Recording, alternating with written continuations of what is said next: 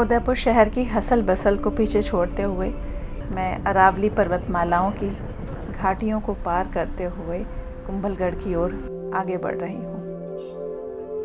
अरावली पर्वतों के बीच कहीं छुपा हुआ एक बहुत बड़ा दुर्ग है जिसका नाम है कुंभलगढ़ फोर्ट। ये दुर्ग राजस्थान का दूसरा सबसे बड़ा दुर्ग है। पहला दुर्ग चित्तौड़गढ़ माना जाता है। कुंभलगढ़ आप पहुंची हूँ।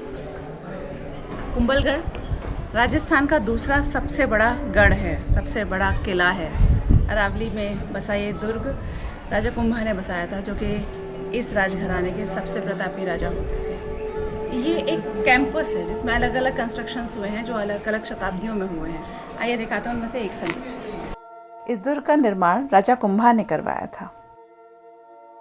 राजा कुंभा मेवाड़ के अति प्रतापी राजाओं में से एक माने गए हैं। उन्होंने अपने छोटे से जीवन में बहुत बड़े बड़े काम किए हैं। ये दुर्ग प्रसिद्ध है यहाँ पर बने अलग अलग प्रकार के स्ट्रक्चर्स के लिए।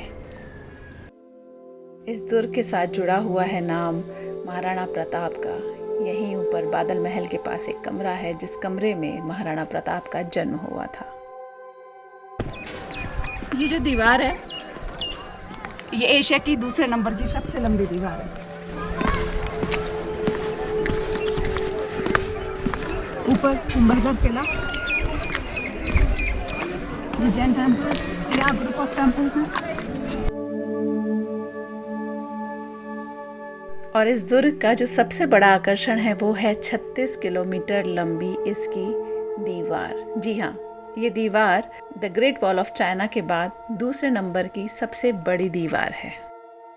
इसकी लंबाई चौड़ाई का अंदाज़ा इस बात से ही लगाया जा सकता है कि इस दीवार की चौड़ाई 15 से लेकर 25 फीट है और इस दीवार के ऊपर 8 से 10 घुड़सवार एक साथ चक्कर लगाया करते थे। कहते हैं राणा कुंभा को वास्तुशास्त्र में बहुत रुचि थी। उन्होंने अपने छोटे से जीवन में राजस्थान में 32 दुर्गों का निर्माण करवाया, जिसमें जो सबसे ज़्यादा मजबूत दुर्ग है वो यही कुंभलगढ़ दुर्ग माना जाता है। इस दुर्ग में बहुत सारी संरचनाएं हैं जो कि देखने से ताल्लुक़ रखती हैं। इस दुर्ग के अंदर जैन मंदिरों का एक कॉम्प्लेक्स है और साथ ही एक बहुत ही सुंदर शिवालय भी मौजूद है। इस शिवालय में एक शिवलिंग है जिसकी ऊंचाई लगभग 6 फीट मानी जाती है और ऐसा कहते हैं कि राणा कुंभा इतने विशालकाय थे कि वो बैठकर इस शिवलिंग के ऊपर जलाभिषेक किया करते थे।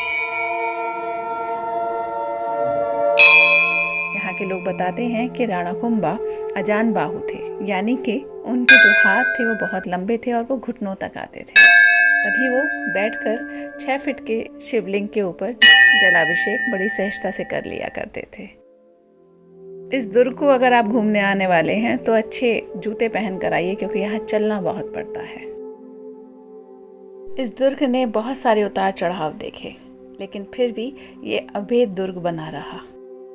इस दुर्ग की दीवारें आज भी सुनाती हैं पन्नाधाय के बलिदान की वो कहानियाँ जो अमर रहेंगी जब तक मेवाड़ में ये दुर्ग रहेगा।